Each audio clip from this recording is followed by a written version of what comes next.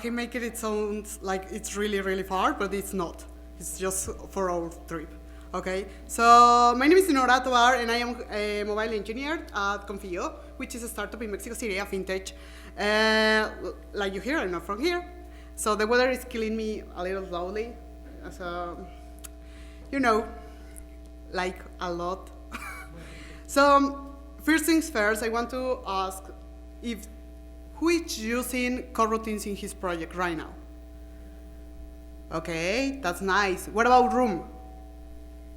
Oh, that's a lot more people than I expected. And what about Workers? Or Alarm Manager or Job Schedule? It was like the predecessors. Okay. Okay, so always start saying that Coroutines has been adopted widely and super fast. I never seen something adopted this kind of fast. And I mean, not even Android X. So you can say that because actually, if you want to change to Android X, you just about them. And Coroutines is so much work. So for the people that are not aware what is a coroutine, I'm gonna start doing a quick review, a quick resume. Okay, so first let's talk about what happened with coroutines. So coroutines are like a thread. And I mean like a thread. What I actually mean is a lightweight thread. And like a thread, let's go first with a like a thread. It's because it looks like a thread, right? It's kind of has this launch and this global scope that is actually some coroutine builder bridge, and you have this launch when you can execute things in some space and some time, and that's what it makes it like a thread. Threads can occupy from 1 to 2 p.m. maybe 8. You have thread management in there, and you have thread pools, right? Thread pools are not so nice if you don't use it correctly in Android because it can kill your applications. If you are not really aware of what you are doing with your threads, you probably can kill everyone. And you don't want that because if you do that, your app is going to start crashing and your users are going to be like, this is a pessimism service. And you don't want that. So it's a lightweight thread because you can have so many threads that usually this doesn't happen if you are using a thread, but using a coroutine is different. So you can have all the threads you want and without killing anyone, so it's safe. Coroutines are state machine objects. This means that you can have data for each state, and you can pause it and continue it. So practically, a coroutine is suspendable computation. That is not some fancy word that JetBrains or Google create. No, it's something before that. Is a way to say it in computer science that you can launch a method or a function, and this function can be paused and resumed on the way. Okay, so you can send it, wait for a service to return, make an animation. Maybe make some changes in your database because we are here for that, right? Maybe put a working on it or something like that and then get back and get a result or don't even get a result. And that's okay, right? Because it will help us do threading. So this is pretty much all the things that I have to say just to make a quick review of what a coroutine is and why you should maybe start trying to look at it, try to see if it works for your project, because every project is different. So don't choose coroutine because everybody's choosing it. Choose it because you need it. And architecture is like building a house, and you build a house depending on your needs, not based on the things that you hear on another conference. This talk is about an opinionated by me, talk, but you should choose what suits better for your application, for your business logic, for the project you want to solve, because you are building the best application for your best users, right? So take that in consideration, but sometimes when you are building your app, you need a database, right? Maybe you have a 100% offline app. That is scary because sometimes the product owners come to you and say, oh, we are doing that. We are doing offline 100%. And it's scary because you have to use shared preference or maybe database, depending on what you want to do. And if you are not having an offline application, you can use also share preference in database to perceive some data, right? But today we are talking about Room, but we are going to talk a little bit about SQLite. Who's using SQLite in his apps? Okay. Well, there's a lot of companies that use it. It's good. It scales well. It's amazing. Companies use it on their backends all the time, all the day. So it has query language and all these big players that you like to do. You can join, you can make queries, you can make an alter table and make some migrations, But in Android, things are different. Because you can get runtime crashes, right? And you know when it happens because your users are going to be annoyed. If you are using Crashlytics, you will get open database executed in ground thread or something like that. You have a lot of boilerplate, and I'm not going to say verbosity because it's not, it's boilerplate. And you can find me here after the talks if you don't believe it. So there's no reactive changes of your data, so it's not observable. And this really scared me off because you should know when your data is changing. You should know because if you know, you tell your users, right? Sorum will come to the help, okay? If someone is using Room, they already know this, so I'm just going to be really quickly. Contains compilation time verification, so if you write your query grown, even for a letter, you make a typo in there, it's going to tell you, you're grown, and fix it. Okay, so it has obviously some regex. Nice and simple for the migrations, and I'm not going to go over all the migrations you can have, but you, right now, after the Android Developer Summit, you can make a migration fully using a SQLite table you are importing, or maybe a file. If you are using maybe Realm, the situation is kind of different. You have to create your own migrations, and you have to go table by table because Realm is not like SQLite. Okay, so and it has coroutine support, which is the most important thing here. So for Room, you have entities, you have DAOs. An entity is a data class that is structured with all your information you have in your tables.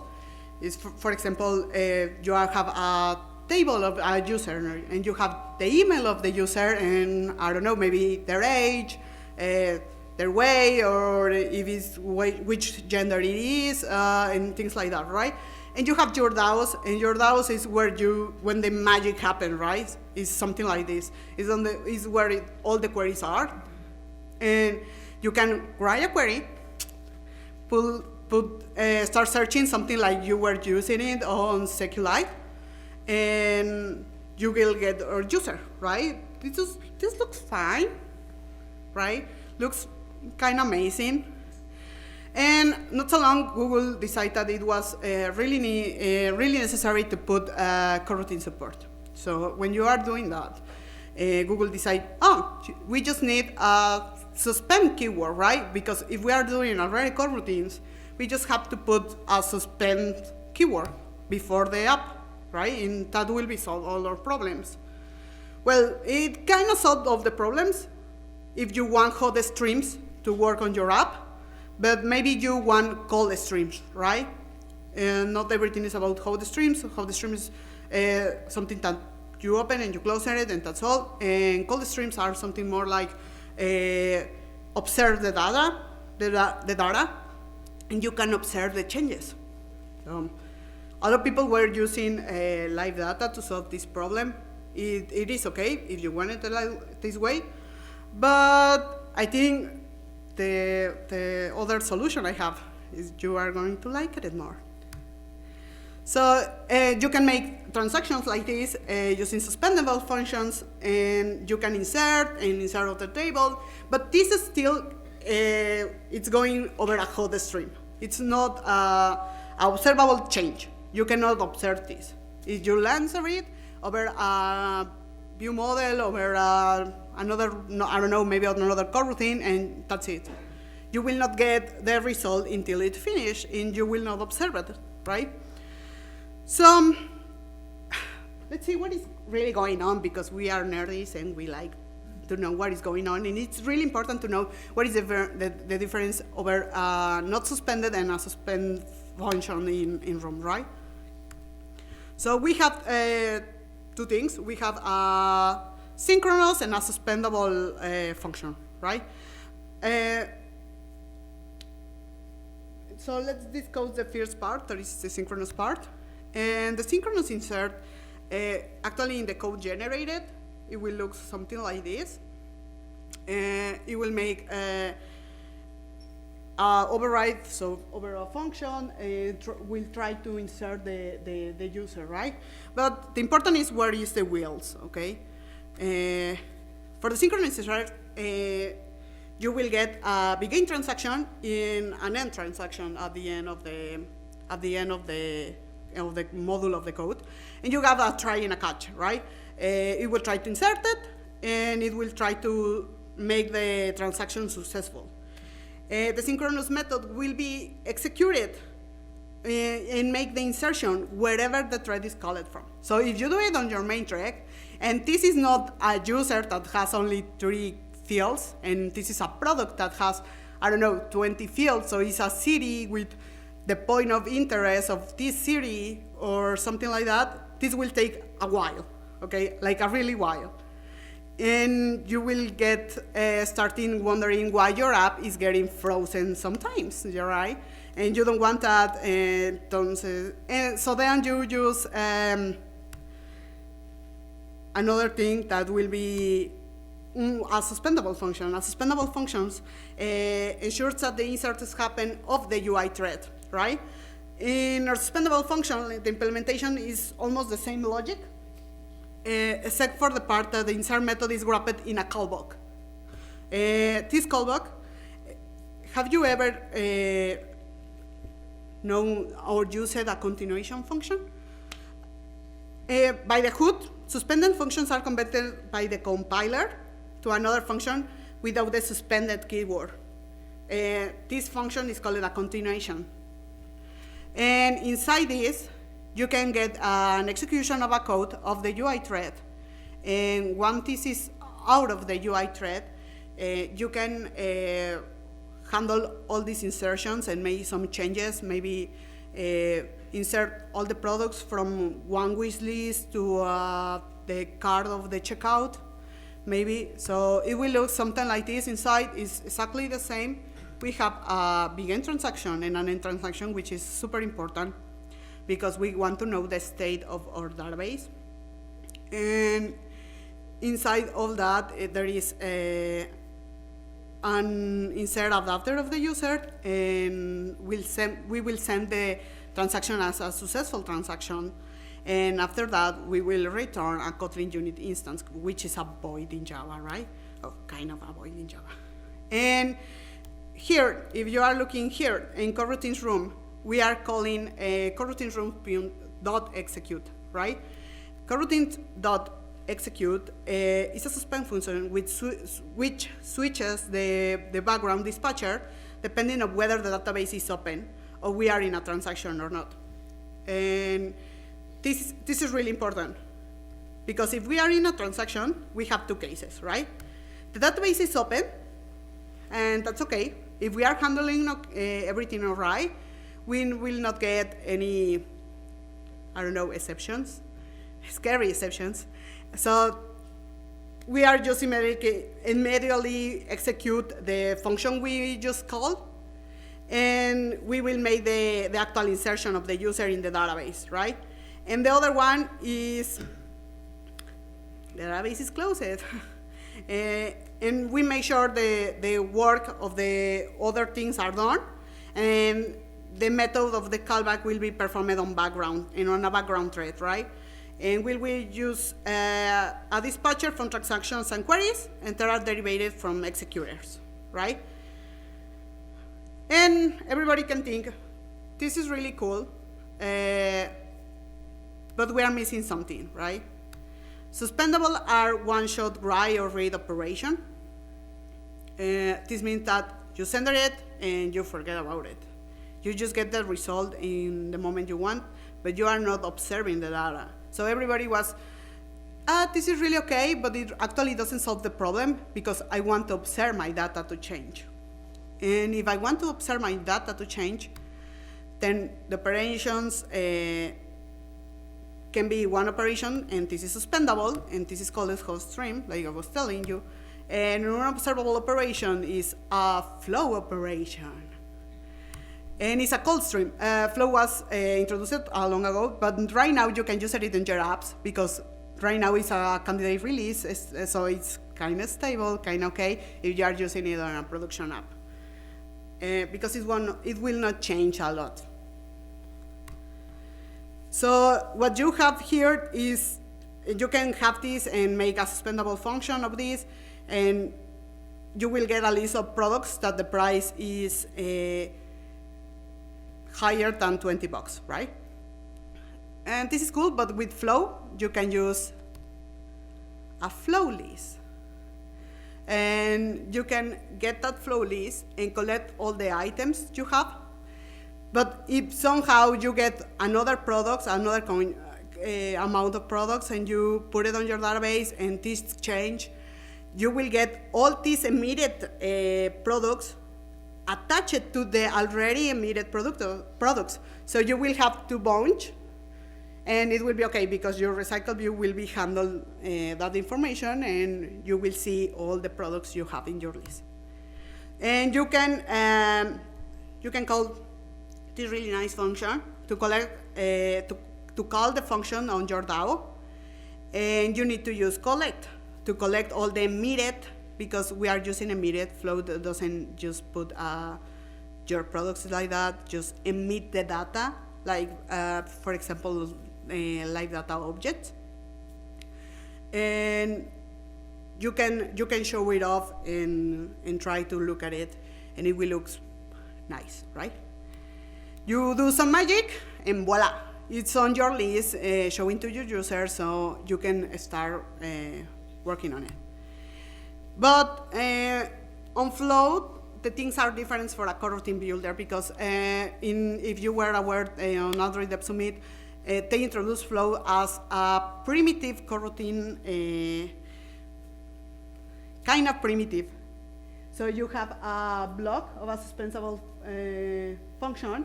If you want to walk about it, the flow collector will make some changes on the block to make a suspendable, and it will help you to watch all the changes of your data. So you can use a collect and a lambda expression, and you can start watching it, right? And you can get this is the part when you can get all the collect information in the flow collector. And this save collector was introduced not so long ago because they think if the data is null, it will be crashed, but it doesn't. So this is how the actually block function looks like inside the flow. But this will solve all the problems about the hot and the cold streams. So now you have all the two things that you were missing, right? You have streams for reading and dispatching, and that's all. And you have your builders for all the things that you want to observe. And this is a huge change, because if you are not using it, I recommend totally that you are using it, especially if your app is 100% offline, so you don't have to call again your database. You just wait for the data to be emitted. And a lot of people were using live data, and that's okay, but that's for UI. So keep it away and use this for your data layer where it should be, especially if you are doing a really heavy operation, because it can get wild if you are doing a heavy operation and you are missing some data on the way, or you are making some changes, or the user can make some changes in so many places. And that's all we have for room. And for schedule task, who has used some way to schedule a task? Okay.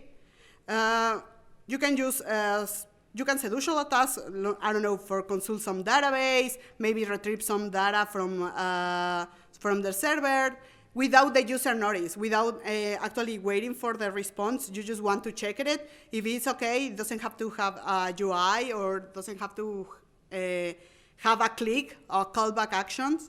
So you can use a worker, right? So there are non-periodic workers, and a non-periodic worker is pretty much a function that make the user to click a button, and in a time it will be going over the sync of the app, right? You can try to make it after some time. Maybe you want to send this data after some changes. I don't know, but it's not automatic. You have to schedule, right? And you can do this like this, but actually I believe everybody is using workers as a periodic worker, because a periodic worker is some tasks you can do recurrently over the time, and you can make, I don't know, for example, check a server for the status of some transaction, maybe some delivery, and you check the information, and you can go and make another AP call and wait for a little bit and make another AP call. And you can use a periodic worker. And the really cool thing is that these are live of your phone awareness. And I said it like this because they are aware of the battery. So they made a dosification of the battery. So your user will not get overwhelmed over the user of the battery that is used, and they're not going to put a review. This app just burned out my telephone. It doesn't help me at all because it's always hot, or maybe it's taking a lot of battery. So you can have some sync with a app server, for example, and repeat this over the time, right? But there is a handle here. Really, really big parentheses. The minimum period that you can do it again, another call in your worker, is 15 minutes. It's the default. That's the minimum. And it's okay because it will help you with handle your battery life, and it's safe. Okay? So you can put some constraints on your workers. These constraints pretty much are the things that you put over the, I don't want my user to connect if it doesn't have enough battery, or if it's not connected to the network, or things like that, right? And you can put a backup criteria or things like this. This is the evolution of the job schedule and the evolution of Alarm Manager. Actually, use these two libraries just to make support for AP lower than 21 and AP higher than 21. So it's really cool. You should start using it if you want to do some schedule task in your app, or you want to make some, or send some data to your server, or maybe make a synchronization of some new products or something like that, because you don't need it. You don't need so much things. So pretty much a worker looks like this. It has a function that do work. In this function, you can do some work. And you can synchronize some products and update your user, and everything. If everything goes well, the result is successful, right? But actually, this is a happy word. It's a happy word because it means that your callbacks are not going to get broken in there. And if they don't get broken, you will be fine. Everything going to be amazing. But actually, what you have to do is put and ask if the worker has been stopped because of an exception, because of memory, because of anything else, right? And you have to ask and ask and ask and ask, because the sync product part could be throw an exception when you are getting back to your worker, right? So this is cool.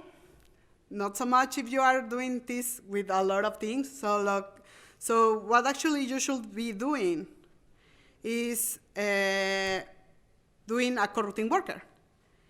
Using a coroutine worker, it will help you to handle all the information, and if it fails, it will suspend the task, and it all will return a failure to try again and do it again. With a coroutine worker, do work it becomes a suspending function like a worker. This code does not run on executor especially. It runs in your configuration. So the dispatcher default becomes more accessible for all the coroutines. So imagine these two lines that we have in here are coroutine options. One goes to a server, and the second one updates on your database.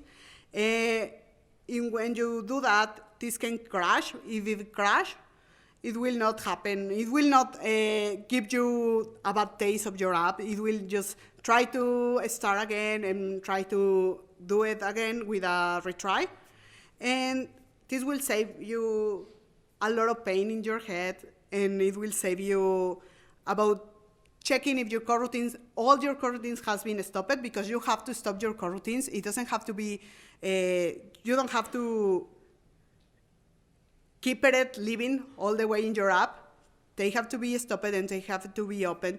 And with this, your coroutine worker automatically handles all the stoppage and the cancellation, and you don't have to do that. So pretty much it looks like a view model scope. If you are using view model, you know that view model scope will go to the function uncleared, and it will delete all the coroutines that are available.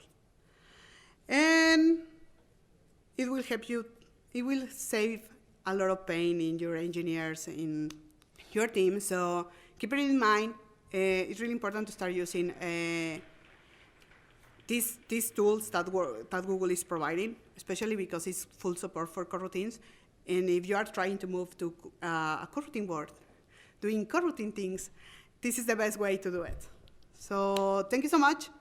I think that's all. If you need anything, or do you have any questions, I always sound smarter in Spanish, but you can put a tweet or something like that, and I will answer you. Thank you. We do have a few minutes. Does anyone have any questions for Dinorah?